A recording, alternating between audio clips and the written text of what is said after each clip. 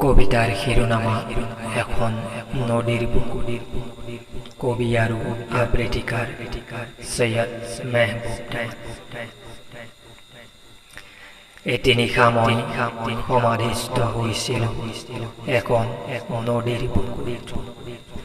নদীৰ জলস্ৰোতে মোক উটুৱাই নিছিল সাগৰৰ গভীৰতালৈ।